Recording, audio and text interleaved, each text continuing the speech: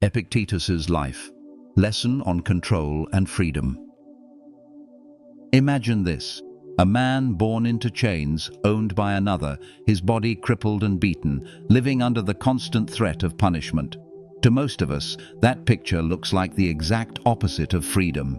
And yet, this man, Epictetus, became one of the freest human beings to ever live. His chains were real, his suffering undeniable, but his mind could not be conquered.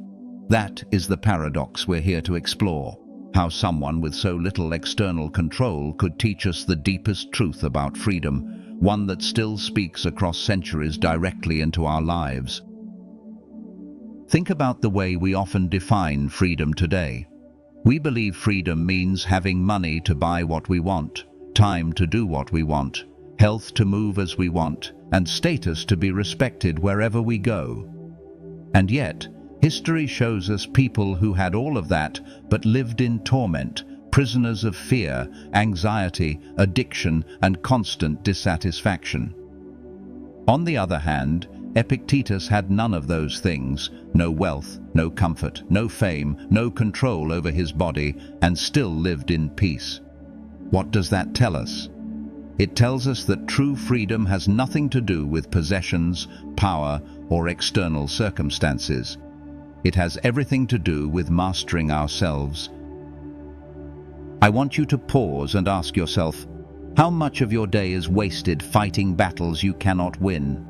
You get angry at the weather, frustrated with traffic, bitter about someone's words, anxious over the future.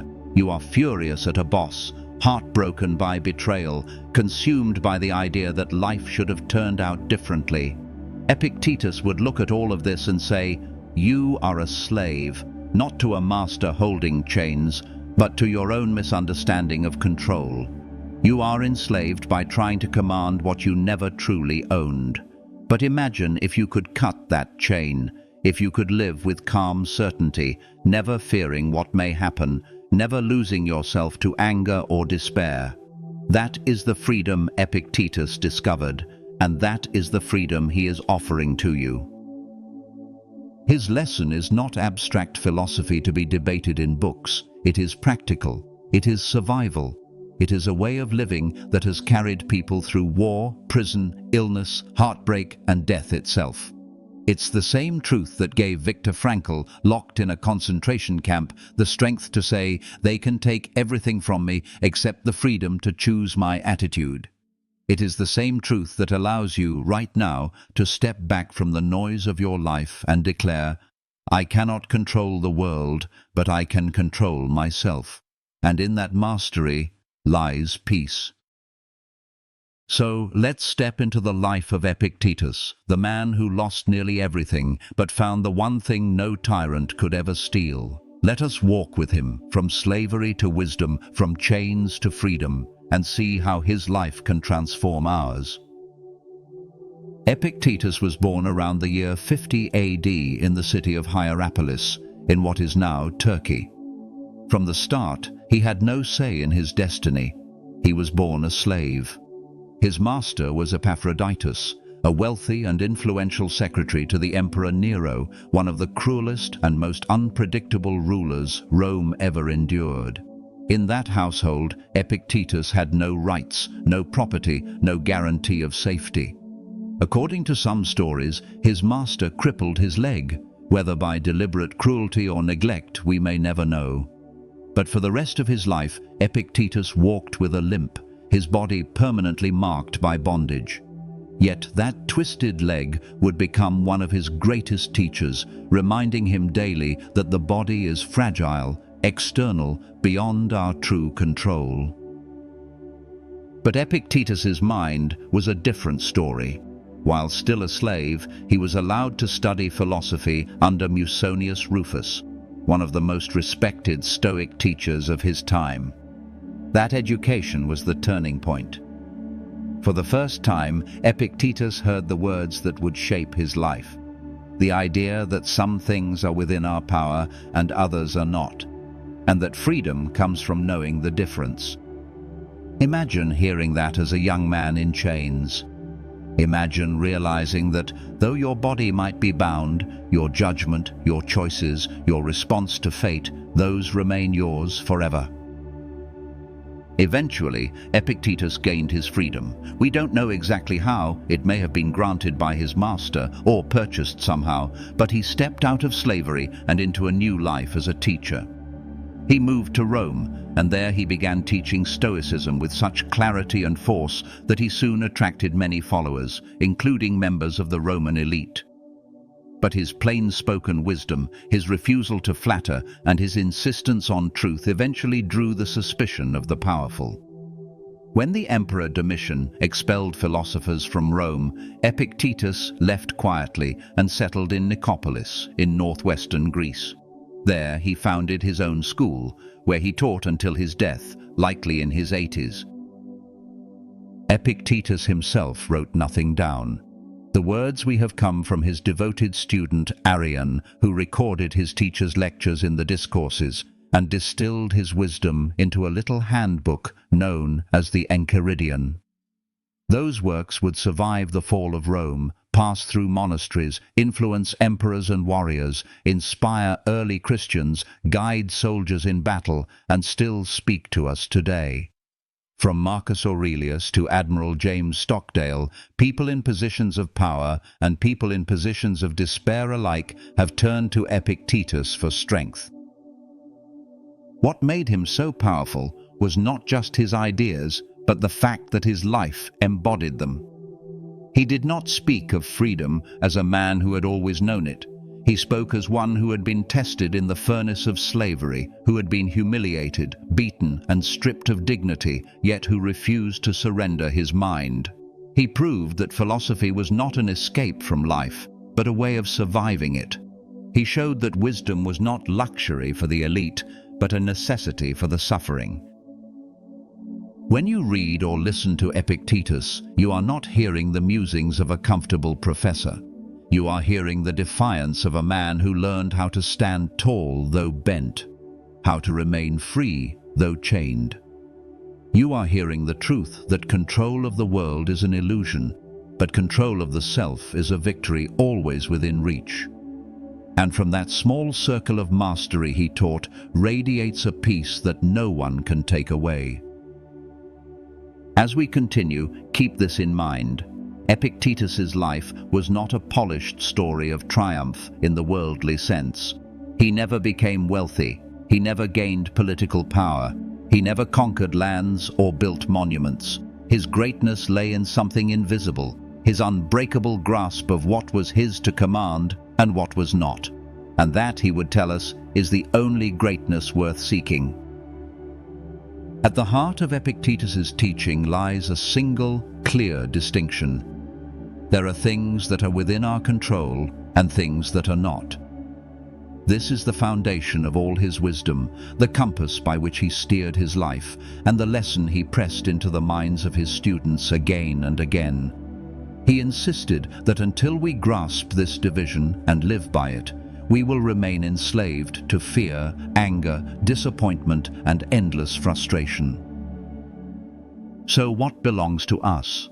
Our judgments, our choices, our actions, our desires and aversions, these are ours, fully within the power of our will.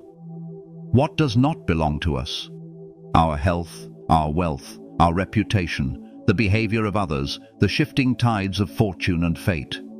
We can influence these things, we can work toward them, but ultimately we cannot command them. Epictetus made it brutally simple. If something lies beyond your will, it is not yours, and to cling to it as though it were will only bring misery. Think of the storms that strike us in daily life. You lose your job and despair overtakes you because you thought your income was yours to keep.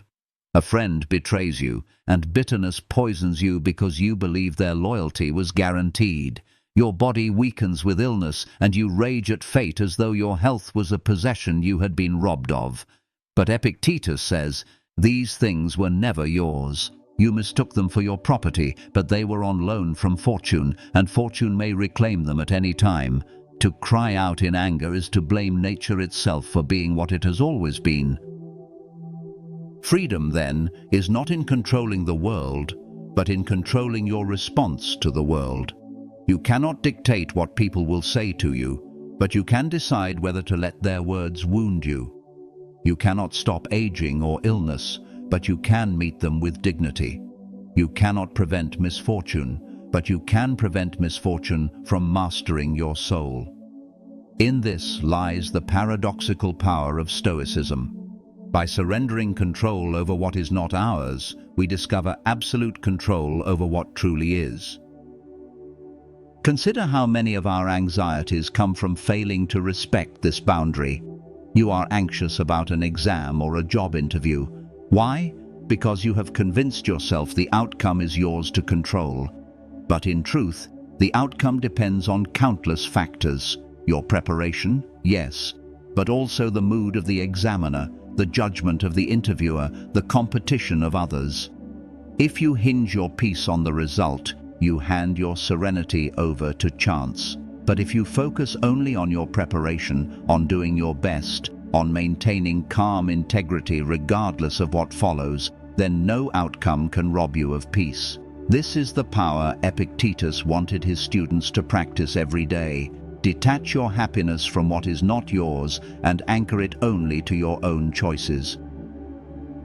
He often used the image of a banquet. When food is passed to you, take what is given with gratitude. When it is not, do not stretch your hand greedily. When it arrives at another's plate, do not sulk in envy. The banquet of life is filled with things that come and go beyond our command. To demand that the platter always stop in front of you is to condemn yourself to frustration.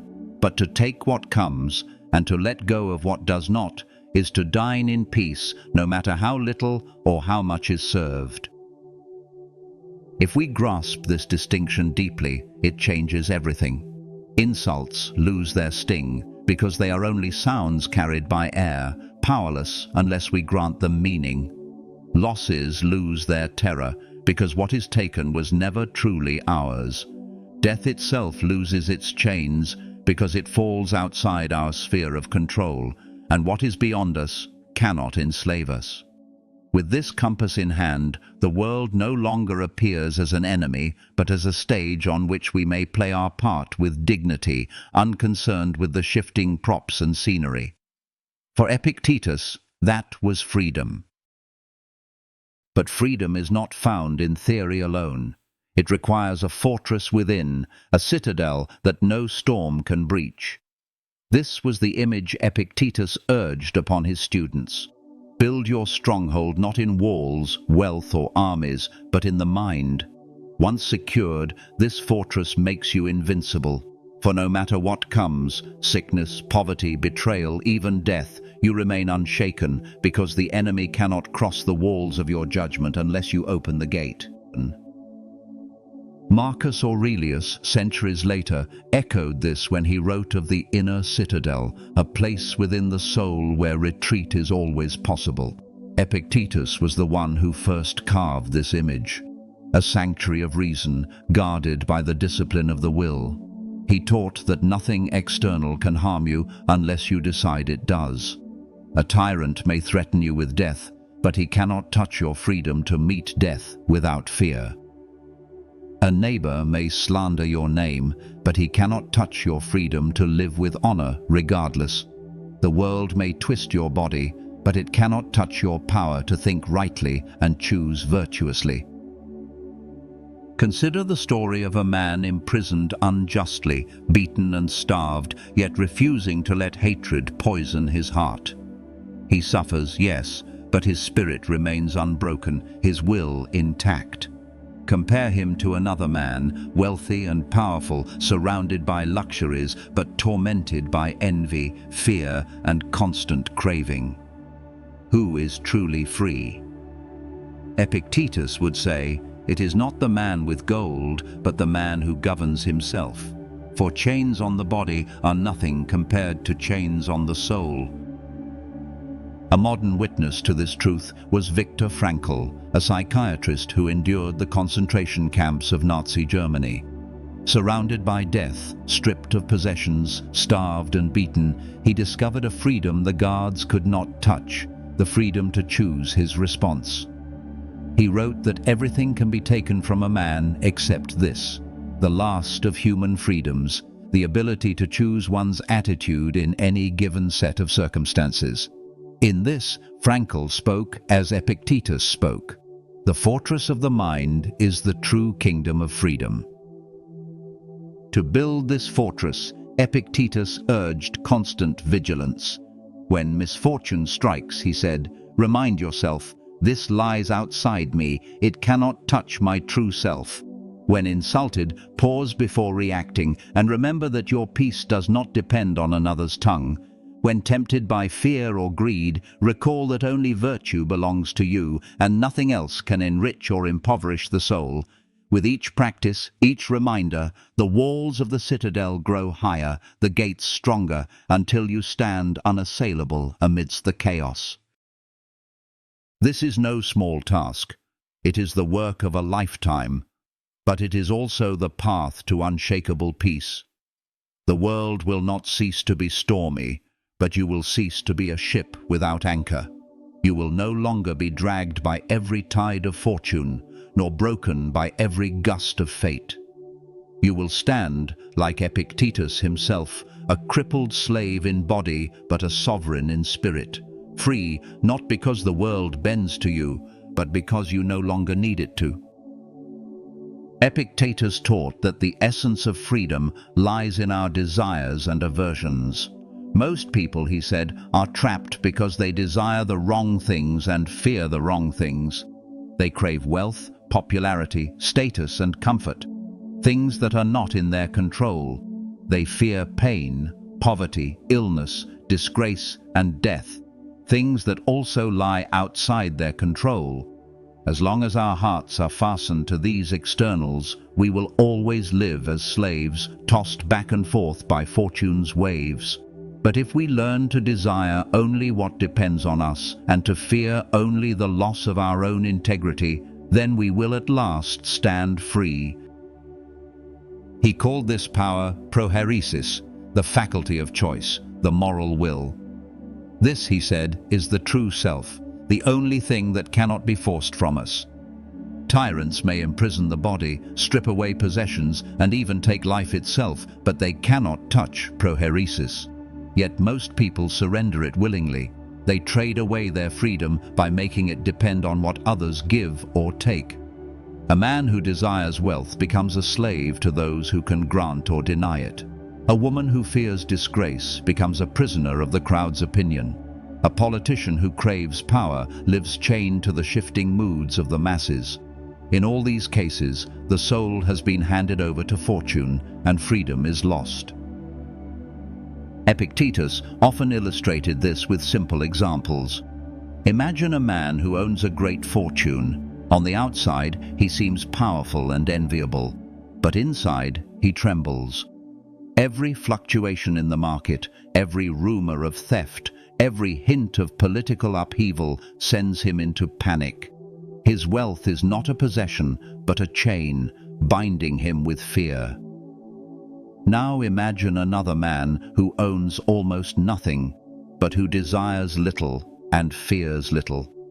Fortune cannot rob him because he has given his trust only to what is within his control. Which man is truly rich?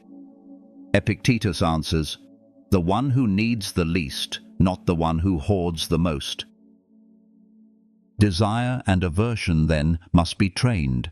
We must teach ourselves to desire virtue, wisdom, and right action, things always within reach. We must learn to avert our fear not from death or disgrace, but from cowardice, dishonor, and betrayal of our principles. Only then do we live free, because our happiness no longer lies in the hands of others. This does not mean we withdraw from life, rejecting wealth, love, or friendship. It means we enjoy them while they are given, but we do not cling when they are taken. We take part in the banquet, but we do not demand that the platter always linger in front of us. In this spirit, Epictetus told his students, when you kiss your child, whisper to yourself, I kiss a mortal. This is not coldness, but clarity, reminding us that even the dearest joys are not ours to command. To forget this is to invite anguish when fate reclaims what was never our possession. But freedom is not won once for all. The soul must guard itself in each moment against impressions that seek to seize control. For this reason, Epictetus spoke of the discipline of assent, the practice of mastering our thoughts before they master us. Every moment, impressions come rushing into the mind. Someone insults you, and the first impression is anger. A rumor of misfortune arises, and the first impression is fear. A glimpse of pleasure appears, and the first impression is desire. These impressions are automatic, beyond our choosing.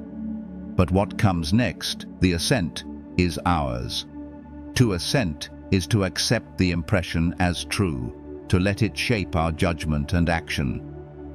Here, Epictetus insisted, lies our freedom. When someone mocks you, the impression arrives uninvited. I have been insulted. If you assent to this thought, anger will follow, and you will hand over your peace to the words of another. But if you pause and examine the impression, you may discover it is false. You may say, "This is only a sound carried by air. It has no power to injure me unless I decide it does." In that moment, you withdraw assent, and the insult falls harmless to the ground. Likewise, when fear whispers, "Disaster is certain," you can step back and ask, "Is this within my control? If not, why fear what is inevitable? If yes, why despair when I can act?" By questioning, you break the chain between impression and slavery. Epictetus taught his students to train this skill daily, like a soldier sharpening his sword. Do not be carried away by the first rush of thought. Do not give assent without examination. Stop, reflect, and choose. This discipline is what separates the free from the enslaved. The free man does not forbid impressions, but he refuses to be ruled by them. The enslaved man lets every thought dictate his mood, every rumor seize his peace, every desire chain his will. Consider how this applies today. You scroll through your phone and see an image of someone wealthier, more beautiful, more successful. The impression leaps up. I am lacking. I am inferior. If you assent to that, you fall into envy and despair.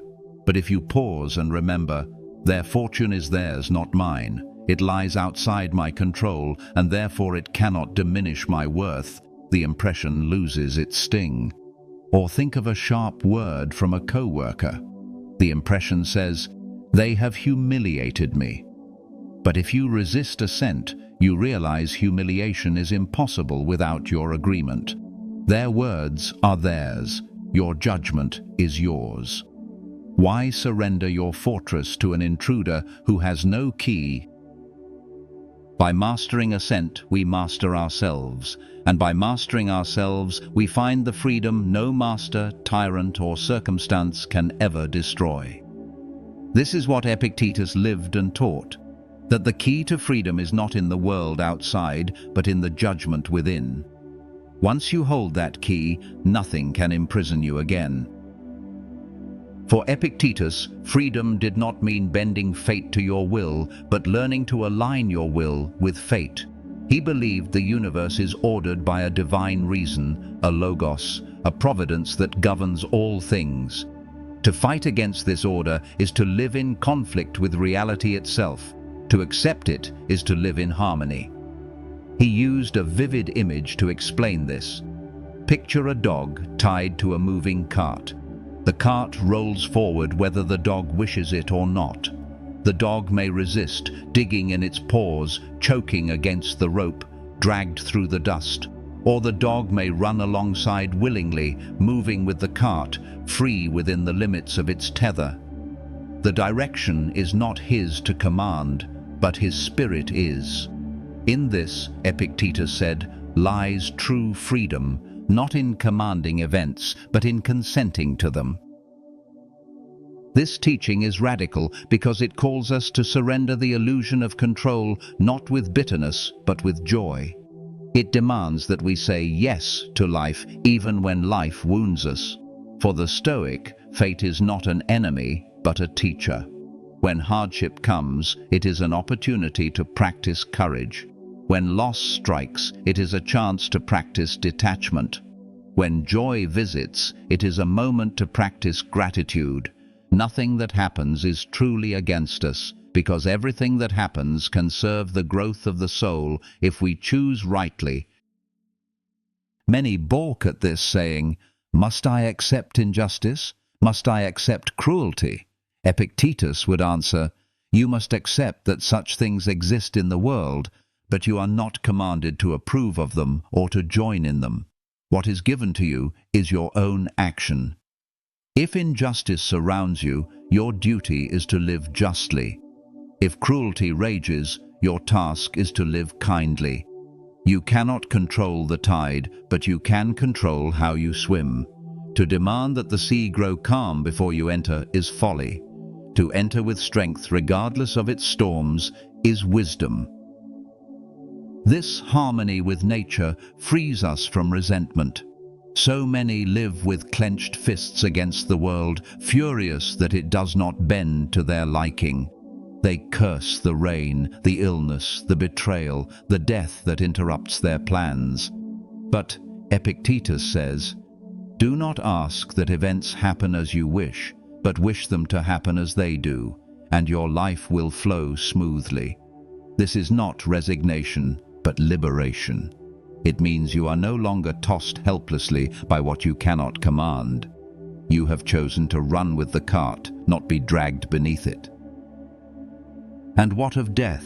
Surely here lies the greatest fear, the deepest chain.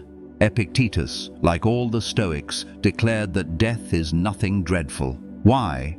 Because it lies entirely beyond our control. If it were evil, it would have to corrupt our will, our virtue, our choice. But death touches only the body, never the soul's freedom.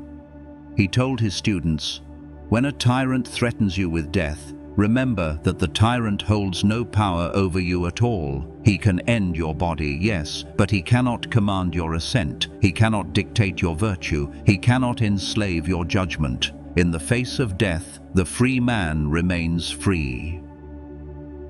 The fear of death, however, enslaves countless lives. It makes people cling desperately to possessions, to power, to reputation, as if these could delay the inevitable. It makes them flatter, betray, and compromise, all to preserve a body that must one day perish anyway. Epictetus saw this clearly. It is not death that chains us, but the fear of death. Remove the fear, and death itself becomes nothing more than the natural close of life, like the final note of a song or the curtain fall at the end of a play. To dread it is to rebel against nature itself. To accept it is to walk in harmony with the order of things. Imagine two men facing the same fate. One trembles, bargains, weeps, his mind consumed by terror of the end. The other looks calmly at what approaches, saying, "This was always part of the bargain of life. I came when called into this world, and I will leave when called out." Which man is free? The one who submits to nature's law, not as a prisoner dragged, but as a guest departing with grace. Epictetus urged his students to contemplate death often, not morbidly, but to free themselves from its tyranny. "Kiss your child," he said, "but remind yourself he is mortal. Eat your meal, but remember it may be your last. Walk among your friends, but know that parting is always near." To live with this awareness is not to live in sorrow, but to live with deeper gratitude. For when you know everything is fragile, you hold it gently. When you know every moment may be the last, you savor it more fully. Death ceases to be an enemy lurking in the shadows and becomes a teacher reminding you of life's preciousness. In this way, Epictetus transformed the greatest terror into a doorway to freedom. For the man who no longer fears death is unconquerable. No tyrant can sway him, no threat can bind him, no loss can break him. He lives each day as if it were complete in itself, content in his choices, serene in his fate. This is the freedom Epictetus offered, not escape from mortality, but mastery within it. Epictetus often reminded his students that wealth and poverty are not measured in coins, estates, or possessions, but in the condition of the soul. To him, the man with little but who desires nothing is richer than the man who owns palaces but trembles at the thought of loss. Wealth, he said, is not the abundance of things, but the absence of need. Poverty is not the lack of possessions, but the endless craving for more. And so the paradox appears. Those who appear rich may be most enslaved, and those who appear poor may be most free. Consider a man who owns lands, ships, and houses. He cannot sleep, for he fears fire may consume one estate, thieves may plunder another, storms may wreck his fleet. Every night his mind races, calculating, worrying, guarding his fragile empire. Compare him with a beggar who owns only a cloak and a crust of bread, but who sleeps soundly, untroubled by worry, because he desires no more than he has. Which one is tormented by poverty? Which one is truly free? Epictetus would answer, "The wealthy man who craves security is poor indeed, while the poor man who craves nothing is rich beyond measure." In our modern world, the same slavery abounds. Advertisements whisper that happiness lies in the next purchase, the next upgrade, the next possession. People chain themselves to debt, to endless work, to anxiety, all in the pursuit of a freedom that never arrives.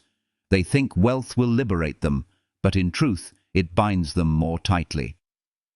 Epictetus's voice cuts through this illusion.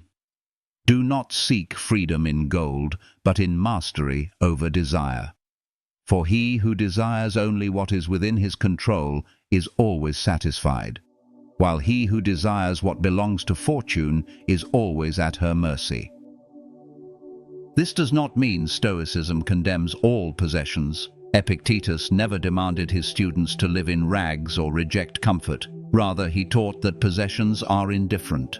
They are neither good nor bad in themselves. The danger arises when we confuse them with our true good. If wealth comes, use it wisely, generously, and with gratitude. If it departs, let it go without bitterness. Freedom lies not in having or lacking, but in being the same person in both fortune and misfortune. As he said, wealth consists not in having great possessions, but in having few wants. The richest man is the one who can be content with little, and the poorest man is the one who can never be content with much. Epictetus also turned his attention to the way we bind ourselves with the opinions of others.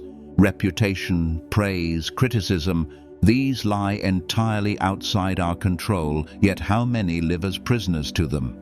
A man wakes in the morning not asking, "What is the right thing to do?" but, "What will people say about me if I do this?" A woman hesitates to act not because it is wrong, but because it might offend someone. A youth burns with shame not because he has done evil, but because someone mocked him. Epictetus would shake his head. Do you not see that you have made yourself a slave to every passerby, handing them the keys to your peace of mind? He taught that our first duty is to fulfill the roles assigned to us with virtue, not to chase the approval of spectators. If you are a father, be a good father, whether praised or blamed.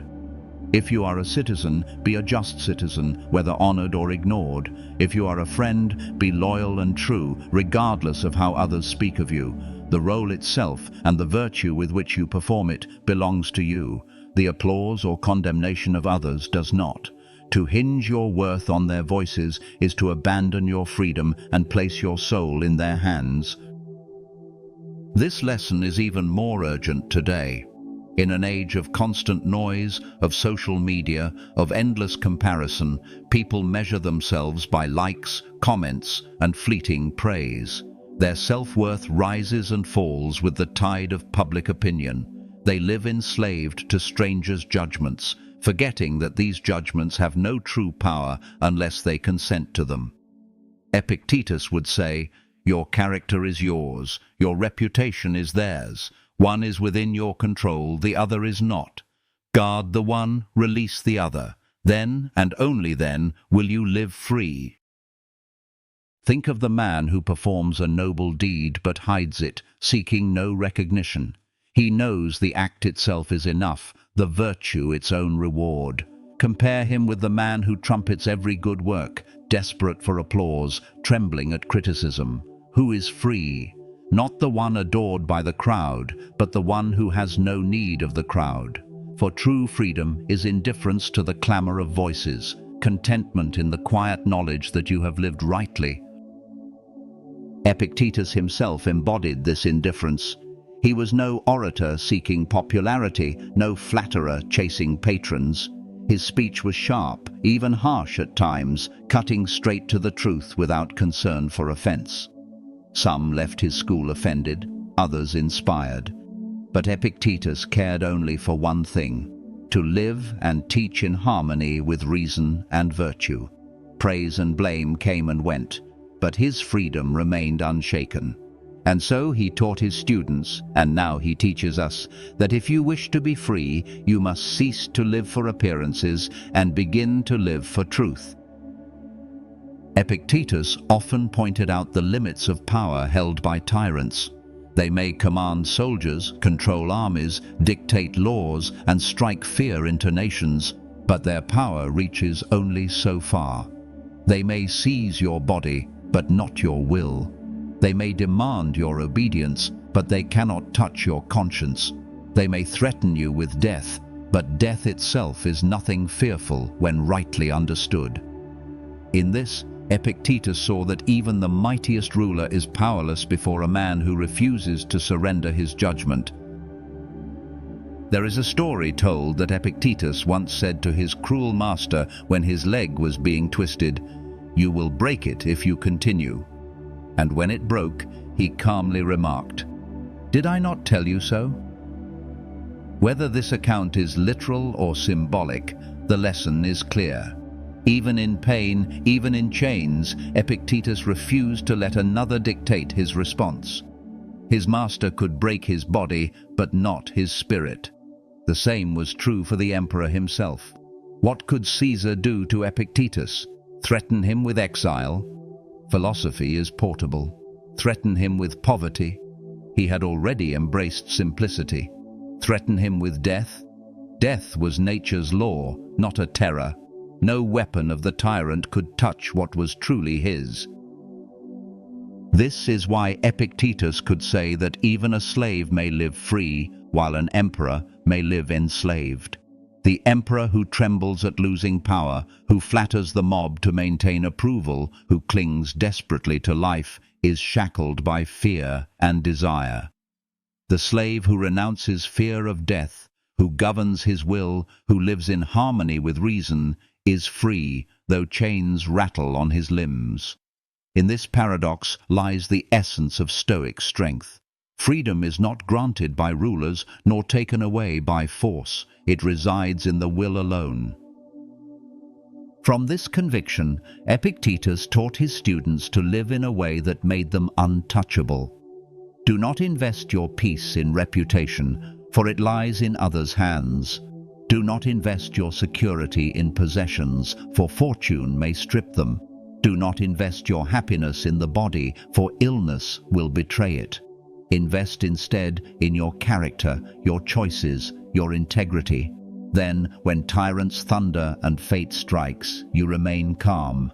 Your fortress is within, and no power in the world can breach it. Yet Epictetus knew that philosophy is not lived in grand declarations alone, but in small daily practice. To live free, one must train as an athlete trains, strengthening the will with constant exercise. He urged his students to begin each morning with reflection. What is within my control today? My judgments, my choices, my actions. What is beyond me? The weather, the opinions of others, the turns of fortune. By clarifying this boundary at dawn, they could step into the day armed with clarity. At evening, he advised review. How did I act? Where did I falter? Did I give assent too quickly to anger, to fear, to desire? Did I waste energy on what was not mine to command? This daily examination was not to breed guilt, but growth. Each slip was a lesson, each triumph a stone added to the fortress of the mind. Epictetus also recommended negative visualization, to rehearse in the mind the loss of what we love, not to breed despair, but to prepare the heart. Imagine, he said, that your child may die, your fortune may vanish, your health may fail. Then, when life delivers its blows, you are not shattered by surprise, and when these losses do not come, you hold what you have with deeper gratitude, knowing it is on loan, not yours by right. Another exercise was to pause before reacting to impressions. When anger rises at an insult, delay your assent. When fear surges at misfortune, delay your assent. In that pause lies freedom, the moment to remember. This impression is not reality, and I need not be its slave. By practicing this discipline, the soul grows stronger, less vulnerable to the sudden storms of thought. These habits may sound simple, but their power is immense. They forge a character that does not collapse under stress, that does not chase illusions, that does not tremble before fate. Just as soldiers drill for battle, so Stoics train for life. For life will strike with hardship, insult, loss, and death. Without training, the soul falls in panic. With training, the soul meets each trial calmly, even joyfully, as a chance to exercise virtue. Epictetus knew that philosophy was not meant for idle talk, but for living. He told his students, "Do not speak endlessly of what a philosopher should be, but be one. Do not admire the theory of freedom, but live free." Each morning is a chance to begin, each evening a chance to reflect, each trial a chance to grow. Thus the soul, like iron tempered by fire, is forged into strength. And thus the man or woman who practices daily finds a freedom more enduring than kingdoms, more precious than gold. Epictetus's influence reached far beyond the walls of his modest school. Though he himself owned little and sought no fame, his words drew the attention of those who wielded great power. It is said that the Emperor Hadrian visited him, and later Marcus Aurelius, the philosopher-emperor, would drink deeply from the well of Stoic wisdom Epictetus left behind. Imagine the paradox. A crippled former slave, living simply in Nicopolis, became a teacher to emperors. Kings and rulers, surrounded by splendor and authority, sat at the feet of a man who walked with a limp and possessed no wealth but his clarity of thought. This was no accident. Power recognizes its own weakness when it meets true strength. Why would emperors come to Epictetus? Because even they, seated on golden thrones, feared the same things every person fears: death, disgrace, loss, betrayal. Their crowns did not free them from anxiety. If anything, the weight of rule only tightened the chains. Epictetus, however, was untouchable. He had nothing to lose, because he had already surrendered all claims to what was not his. His freedom was absolute, a freedom that no legion could enforce and no rebellion could overthrow. This was what drew the mighty to him, the recognition that his strength exceeded theirs, that his wisdom could guide them where armies could not. Arrian, his devoted student, ensured that his words endured. Through the discourses and the Enchiridion, the lessons of Epictetus reached centuries beyond his death, shaping minds across the empire and beyond. Marcus Aurelius himself, writing in his Meditations, echoed the same truths as though Epictetus's voice spoke through him. Hold fast to what is within your control, accept what fate brings, live according to reason and virtue. Thus, the powerless man taught the powerful their own limits and showed them a path to true mastery, not of others, but of themselves.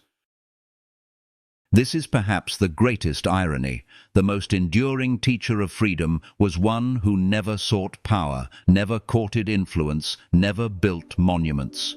His school was his kingdom, his students his legacy. And centuries later, the world still sits at his feet, still learning what emperors once sought from him, how to live free in a world of chains. Today, his words resound with even greater urgency. For though our age boasts of freedom, political rights, technological marvels, endless choices, we find ourselves more enslaved than ever. Our chains are not iron, but glowing screens and restless desires. We are prisoners of distraction, slaves to comparison, captives of fear. Each notification tugs at our attention, each advertisement inflames new cravings, each headline fuels anxiety. We scroll endlessly, searching for approval, terrified of being forgotten, desperate for validation. Is this freedom? Epictetus would laugh, for he would see us shackled not by emperors, but by our own impulses. He would say, "You speak of liberty, but you cannot put down your phone. You praise independence, yet your happiness rises and falls with the opinions of strangers on a screen. You claim mastery, but your desires drive you like whips. What difference is there between a man chained in Nero's household and a man chained to his cravings, if neither governs himself?" And yet, the medicine he prescribed long ago still heals. The dichotomy of control is more needed now than ever. You cannot command the flood of news, but you can command your response to it. You cannot silence the chatter of the world, but you can decide whose voice you will heed. You cannot dictate the algorithms that tempt you, but you can master your own desires, refusing to be pulled wherever they lead.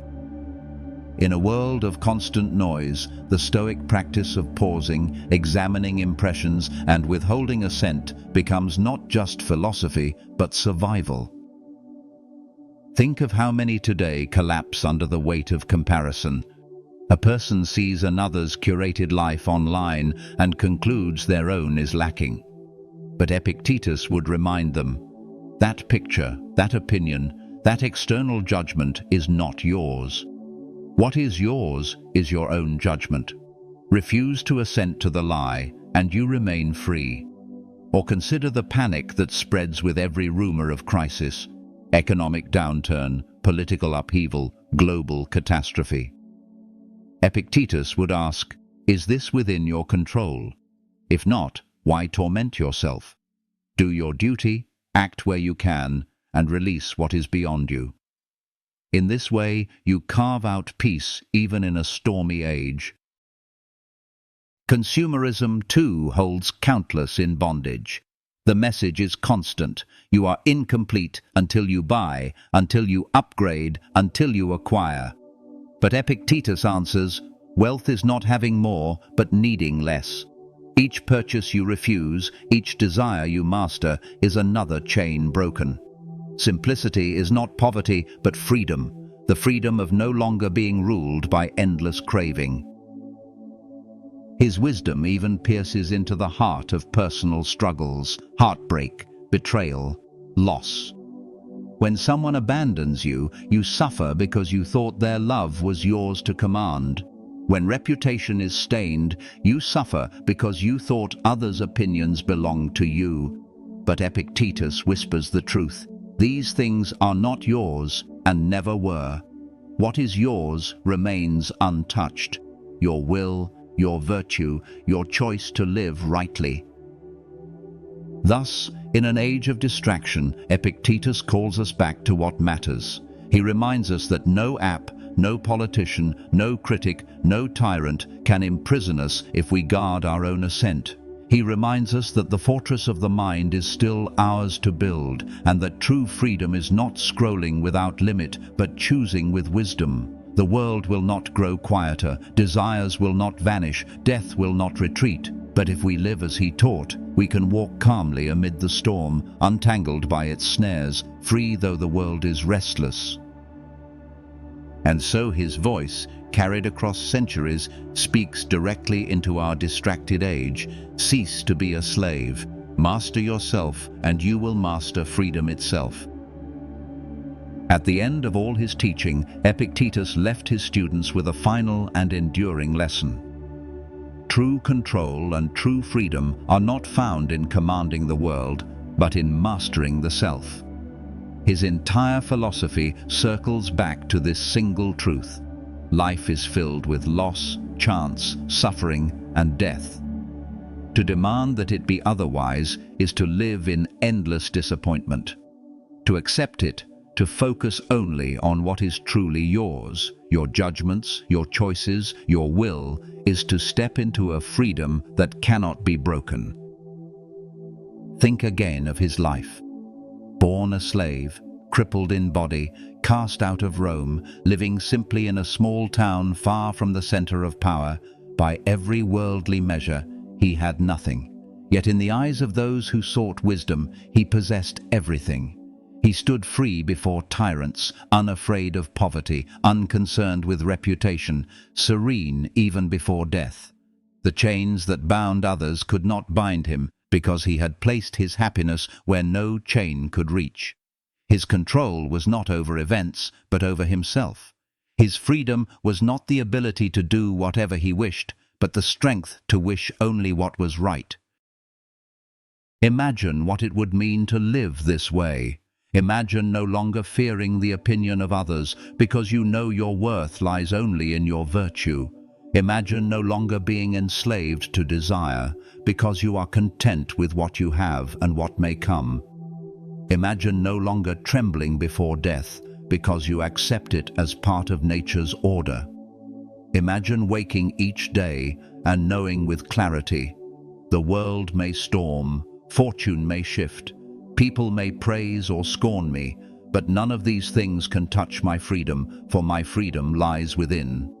That is the vision Epictetus offered, a life unshaken, a soul serene, a spirit untouchable. He challenged his students to live this out, not merely to admire it.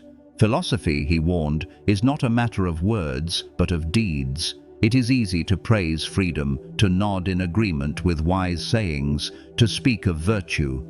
It is harder to wake in the morning and meet insult with calm, to meet hardship with courage, to meet desire with restraint, to meet loss with gratitude. Yet this is the work of philosophy, the training that turns lofty ideals into lived freedom.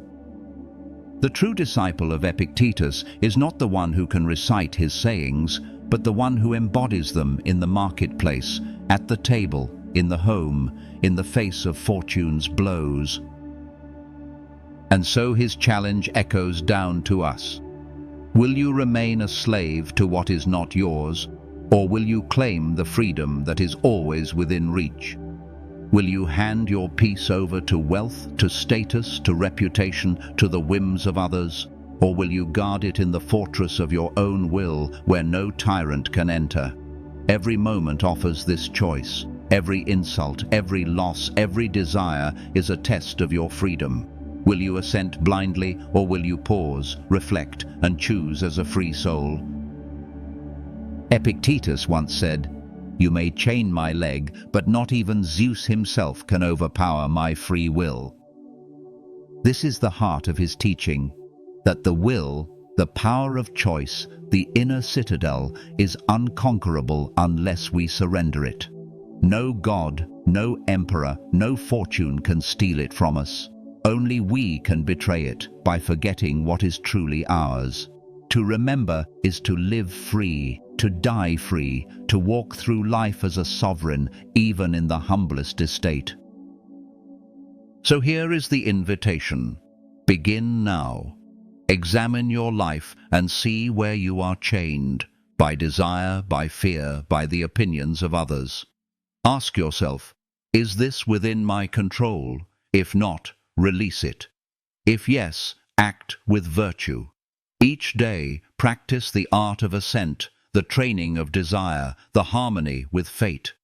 Build the fortress of the mind, brick by brick, choice by choice, until you can stand calm in the storm, free though the world is bound. This is the lesson of Epictetus, that true control lies only in your will, and true freedom lies in mastering it. His life, from chains to wisdom, proves it possible. His words, carried across centuries, prove it timeless. And his challenge, spoken to his students long ago, now rests in your hands. Will you remain enslaved to what is not yours, or will you rise here and now to claim the freedom no one can take away? The choice, as always, is yours.